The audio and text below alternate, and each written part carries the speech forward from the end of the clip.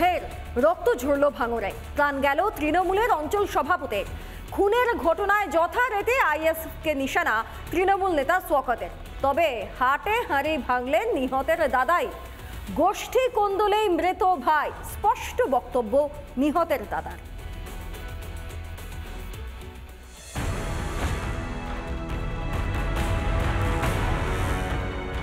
ফের উত্তপ্ত ভাঙড়, অভিযোগ গোষ্ঠী কোন্দলে খুন তৃণমূলের অঞ্চল সভাপতি।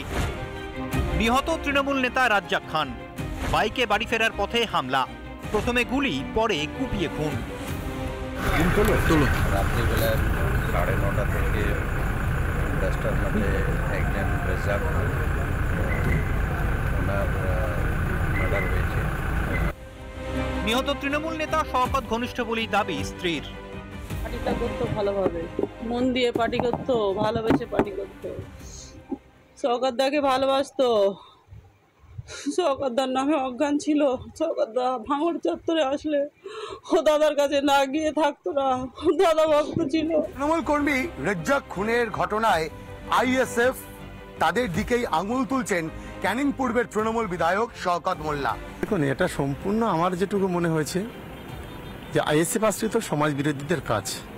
কারণ আমরা এটা এখনো পর্যন্ত আননোন এফআইআর করেছি পরিবারের পক্ষ থেকে, কারণ কাউকে সেই সময় কেউ আইডেন্টিফাই করতে পারেনি। তবে শওকত যাই বলুন না কেন, গোষ্ঠী কোন্দলের কথা স্বীকার করে নিয়েছেন খোদ নিহতের দাদা। গ্রামে যারা আইএসএফ করে, আমাদের গ্রামে যারা বিরোধী দল করে, সবাই ওকে ভালোবাসে। সবাই একসঙ্গে ওরা খেলাধুলো, খাওয়া দাওয়া সবই কিছু করে সবাই। আমার ধারণা আইএসএফ এর একটা কাজ না, গোষ্ঠী কোন্দলের কাজ। ভাঙড় মানেই আরাবুল শওকতের ঠান্ডা লড়াই। এই দুই শাসক নেতার বিরোধ কারও অজানা নয়। সেদিকেই পাল্টা নিশানা স্থানীয় বিধায়ক নওশাদের। এই লোকটি যাকে খুন করেছে ওরা, আপনার একদা সময় আরাবুল ঘনিষ্ঠ ছিল, প্রেসার দিয়ে চাপ দিয়ে এখন শওকত ঘনিষ্ঠ করেছে। এবার এই সুযোগটা কে নিয়েছে এটা তদন্ত সাপেক্ষ। একাধিক ইকুয়েশন উঠে আসছে। শুক্রবার তৃণমূল নেতা খুনের তদন্তে পুনর্নির্মাণ পুলিশের। প্রত্যক্ষদর্শীদের সঙ্গে কথা বলেন তদন্তকারীরা। শুক্রবার রাতে ভাঙড়ে দেহ নিয়ে আসেন শওকত মোল্লা সহ তৃণমূলের নেতা কর্মীরা।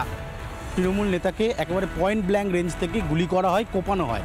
এই হচ্ছে সেই ঘটনাস্থল, এবং এই মুহূর্তে ওই তৃণমূল কংগ্রেস কর্মীর যে দেহ, সেই দেহ তার বাড়ির উদ্দেশ্যে নিয়ে যাওয়া হচ্ছে। খুনের নেপথ্য থেকে তৃণমূলী কোন্দলের চেনা ছক, নাকি লুকিয়ে রয়েছে অন্য কোনো রহস্য? রিপাবলিক বাংলা।